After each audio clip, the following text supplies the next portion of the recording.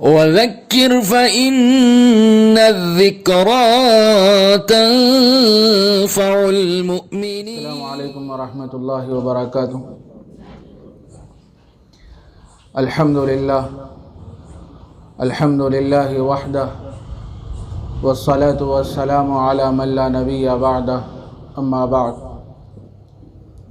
فاعوذ باللہ من الشیطان الرجیم. بسم اللہ الرحمن الرحیم. اینما تکونوا یدرککم الموت ولو کنتم فی بروج مشیدہ. صدق اللہ العظیم. شہر کے بااثر علماء کرام اور سلسلہ قادریہ کے ممتاز صاحب نسبت بزرگان دین اور میرے عزیز دوستوں بزرگوں، یہ ہمارا اجلاس آؤ ایک نیکی کریں ٹرسٹ کی جانب سے منعقد ہوا ہے. حضرت رحمۃ اللہ علیہ کے حالات اور آپ کے شمائل اور آپ کے خصائل کا تذکرہ ہو. میرے عزیز دوستوں بزرگوں، علماء دین کا بہت اونچا مقام ہے، ان کے قدر کرتے رہنا چاہیے. عجیب معاملہ ہے امت کا، جب تک لوگ باحیات رہتے ہیں ان کی خدمات جاری رہتی ہیں، مسلسل امت کی تڑپ اور فکر اور ان کی اصلاح کی کوششوں میں رہتے ہیں. امت کی اکثریت ان کی قدر نہیں کرتی،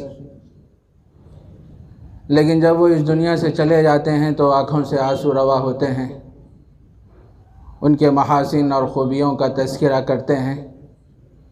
کرنا چاہیے، اس سے منع نہیں کیا گیا ہے، لیکن اصل قدر تو یہ ہے کہ زندگی میں کی جائے، ان کے محاسن اور خوبیوں کو اپنایا جائے. مجھے اس موقع پر بڑی عجیب بات یاد آ رہی ہے. حضرت مولانا قاری صدیق احمد صاحب باندھوی رحمۃ اللہ علیہ فرمایا کرتے تھے، اے لوگو مقامی علماء کی قدر کرو. مقامی علماء فیملی ڈاکٹر کی طرح ہوتے ہیں. وہ مزاج شناس بھی ہوتے ہیں، موقع شناس بھی ہوتے ہیں، وقت شناس بھی ہوتے ہیں. لوگوں کو ان کی طبیعت کے مطابق گفتگو کرتے ہیں اور ان کے مناسب دوا تجویز کرتے ہیں. تو یہ جو علماء کرام ہمارے پاس موجود ہیں، یہ بہت بڑا قیمتی سرمایہ ہے. ہم ان کو غنیمت جانیں، غنیمت سمجھیں. اللہ کا ایک عجیب نظام ہے کہ بہت سے لوگ اس دنیا میں آتے ہیں، آتے بھی رہے ہیں اور آتے بھی رہیں گے، لیکن بہت سے لوگ اس دنیا سے جا بھی رہے ہیں اور قیامت تک جاتے بھی رہیں گے. لیکن جو ہمارے علماء کرام ہیں، بالخصوص اکابر علماء کرام ہیں، جن کی محنتیں، جن کی کوششیں ہم سب پر آیا ہیں، یہ سارا محبوب نگر اور محبوب نگر کے عوام و خواص سارے جانتے ہیں ان کی محنتیں کیا کیا ہیں. لیکن آج لوگ علماء کی قدر نہیں کرتے، اکابرین کی قدر نہیں کرتے. جب وہ اس دنیا سے چلے جاتے ہیں تو آنکھوں سے آنسو روا ہوتے ہیں. یہ الگ بات ہے کہ غم تو ہر آدمی کو ہوتا ہے، کسی آدمی کے چلے جانے سے غم اور افسوس ضرور ہوتا ہے، لیکن اصل حق تو یہ ہے، اصل قدر تو یہ ہے کہ زندگی میں ان کی قدر کی جائے. کتنے لوگ ایسے ہیں میرے بھائی، جو ایک امام جو مسجد کا امام ہوتا ہے، لوگوں کے احوال اور لوگوں کے مسائل کو وہ حل کرتا ہے، اور لوگ ان کے پاس رجوع ہوتے ہیں اور اپنے بچوں کے نام ان سے پوچھتے ہیں اور مختلف مسائل ان سے حل کرتے ہیں اور اپنے گھروں کو لے جاتے ہیں، برکت کی دعائیں ان سے کراتے ہیں.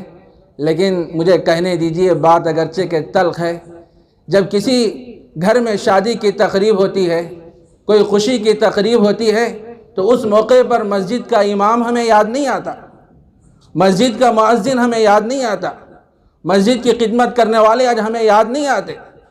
آج ہم تو سیاسی لوگوں کو مدعو کرتے ہیں، اور جو دنیاوی لائن میں بہت اونچے ہوتے ہیں ان کو تو مدعو کرتے ہیں، لیکن جو بیچارہ 25 سال سے 20 سال سے امامت کرتا ہے، نماز پڑھاتا ہے، درس دیتا ہے اور وعظ و نصیحت کرتا ہے، امت کو اعمال صالحہ کی ترغیب دیتا ہے، نیکیوں کی طرف بلانے کی کوشش کرتا ہے، آج وہ علماء یاد نہیں آتے، عوام کو، لوگوں کو یاد نہیں آتے۔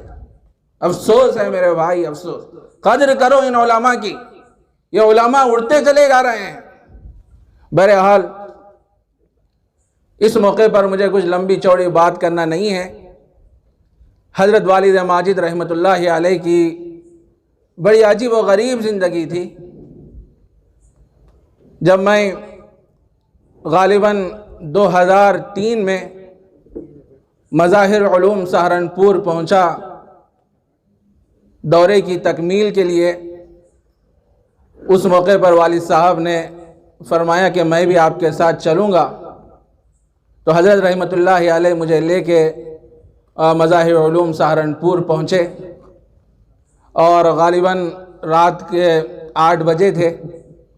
وہاں مظاہر علوم سہارنپور پہنچنے کے بعد دیکھا کہ حضرت ناظم اعلیٰ مولانا سلمان صاحب رحمۃ اللہ علیہ مدرسے میں نہیں تھے، گھر پہ تھے، تو والد ماجد علیہ الرحمہ سیدھا گھر گئے، دستک دیے، تو مولانا سلمان صاحب رحمۃ اللہ علیہ فرماتے ہیں کہ میرے والد ماجد علیہ الرحمہ فراغت کے بعد سے تقریباً 25 یا 30 سال ہو گئے تھے مظاہر علوم سہارنپور نہیں گئے تھے تقریباً۔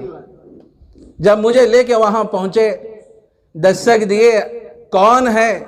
تو اندر ابا جان نے فرمایا کہ عبدالجواد ہوں، میں آپ کا شاگرد ہوں۔ بس اتنا سننا تھا، دروازہ کھولے اور بغل گیر ہو گئے۔ اس وقت کافی بڑا مجمع آپ کے گھر میں تھا، تو حضرت نے سارے لوگوں سے خطاب کر کے فرمایا، تم جانتے ہو یہ ہے کون؟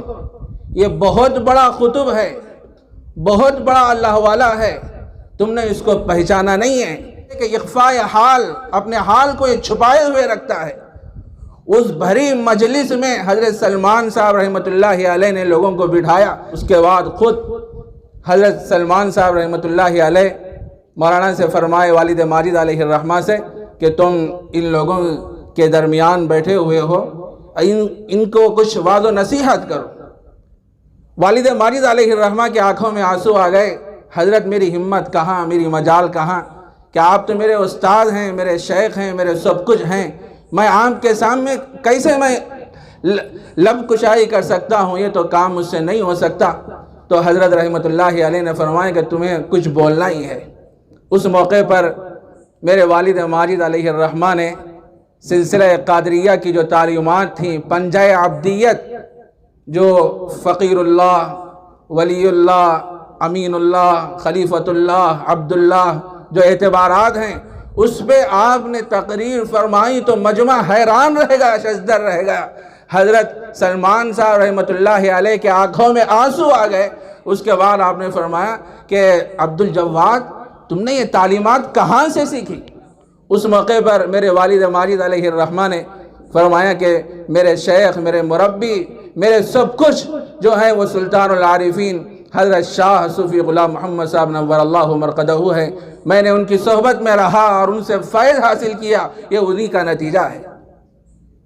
تو میرے عزیز دوستو، بزرگوں، حضرت رحمۃ اللہ علیہ کی بڑی عجیب و غریب زندگی تھی۔ آپ کم گو تھے، زیادہ بات نہیں کیا کرتے تھے، خاموش رہا کرتے تھے، اور منکسر المزاج، طبیعت میں انکساری، حد درجے تواضع۔ چھوٹا سا بچہ بھی آپ کے پاس ملاقات کے لیے آتا تو اس سے فرماتے کہ بیٹا یہاں آ جا، یہاں بیٹھ جا۔ چھوٹے سے چھوٹے بچے کو آپ محبت کے ساتھ پیش آیا کرتے تھے، یہ آپ کا بہت ہی بڑا وصف تھا۔ اور حضرت رحمۃ اللہ علیہ کا ایک طویل عرصہ مدرسے کی خدمت میں گزرا۔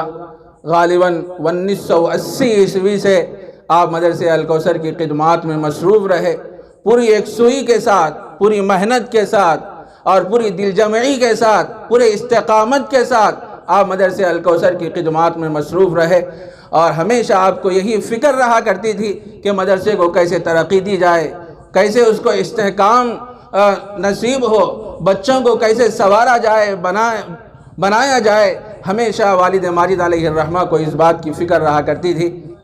مجھے اچھا یاد ہے جب میں فارغ ہو کے آیا تھا دارالعلوم حیدرآباد سے افتاء کا کورس کر کے، تو 2005 میں درمیانی سال میں جب میرا تقرر ہوا، ہونے کے 1-2 سال بعد مدرسے میں کچھ ایسے حالات پیش آئے، مالی حالات، تنگی پیش آئی، تو حضرت رحمۃ اللہ علیہ میرے والد ماجد علیہ الرحمہ بڑے فکر مند ہو گئے۔ جب بھی کوئی ایسے حالات پیش آتے تو والد ماجد علیہ الرحمہ کسی کے سامنے تذکرہ نہیں کرتے تھے، لوگوں کے سامنے تذکرہ نہیں کرتے کہ یہ ہوا، ایسا ہوا، ایسا ہوا۔ مصلی بچھاتے، 2 رکعت نماز پڑھتے اور خوب گڑ گڑا کر دعائیں کرتے۔ تو اس زمانے میں غالباً 2008 یا 9 کی بات ہے، حالات بڑے ٹائٹ ہو گئے تھے۔ تو اس موقع پر ایسا ہوا کہ 8 دن ہو گئے بچے گوشت نہیں کھائے۔ بڑی فکر ہوئی والد ماجد علیہ الرحمہ کو۔ مدرسے کا نظام تو ایسا تھا کہ ہر ہفتے میں 3 مرتبہ گوشت کھلایا جاتا تھا، اتوار، منگل اور جمعرات کو، اور 8 دن پورے مکمل ہو گئے، بچے گوشت نہیں کھائے، بڑے فکر مند ہو گئے اور روزانہ دعائیں کرتے تھے۔ ایک دن ایسا ہوا کہ گھر میں بھی یہی نظام بنا کہ 8 دن ہو گئے، گھر میں گوشت نہیں آیا۔ تو ایک مرتبہ میں ابا جان سے کہا کہ ابا جان گوشت لائیے، 8 دن ہو گئے ہم گوشت نہیں کھائے۔ تو آپ نے کچھ جواب نہیں دیا، خاموش رہ گئے۔ دوسرے دن پوچھا تو دوسرے دن بھی کوئی جواب نہیں دیے۔ تیسرے دن جب مدرسے میں گوشت کا انتظام ہوا تو میرے والد ماجد علیہ الرحمہ مارکیٹ گئے اور گھر کے لیے گوشت لائے۔ اس کے بعد فرمانے لگے، بیٹا جب مدرسے کے بچے کھانا گوشت نہیں کھائے تو میں تم کو کیسے گوشت کھلاؤں؟ یہ ہو ہی نہیں سکتا۔ اتنی فکر رہا کرتی تھی ہمیشہ بچوں کے سلسلے میں، مدرسے کے سلسلے میں۔ بڑی عجیب و غریب زندگی ہے حضرت رحمۃ اللہ علیہ کی، حد درجے تواضع آپ کی طبیعت میں۔ اور جو کوئی شاگرد آپ کے مریدین و متوسلین آپ سے ملنے کے لیے آتے تو ہر آدمی یہ محسوس کرتا کہ حضرت مجھ کو زیادہ چاہتے ہیں، مجھ سے زیادہ محبت فرماتے ہیں۔ ہر ایک کی یہ خواہش ہوتی، ہر ایک کا یہ اظہار ہوتا۔ تو بہرحال حضرت رحمۃ اللہ علیہ اپنی میعاد مکمل کر کے اس دنیا سے چلے گئے۔ اللہ تبارک و تعالیٰ ان کی قبر پر کروڑوں رحمتیں نازل فرمائے، اعلیٰ علیین میں جگہ عطا فرمائے اور ان کو بہترین بدلہ عطا فرمائے۔ اور یقیناً یہ مدرسے کے طلباء، سینکڑوں حفاظ اور علماء جو مدرسے الکوثر سے فارغ ہوئے ہیں، خود یہاں مستقر پہ بھی موجود ہیں اور تلنگانہ میں بھی اور بیرون میں بھی موجود ہیں۔ یقیناً یہ طلباء، یہ علماء، یہ حفاظ ان کے لیے صدقہ جاریہ ہے۔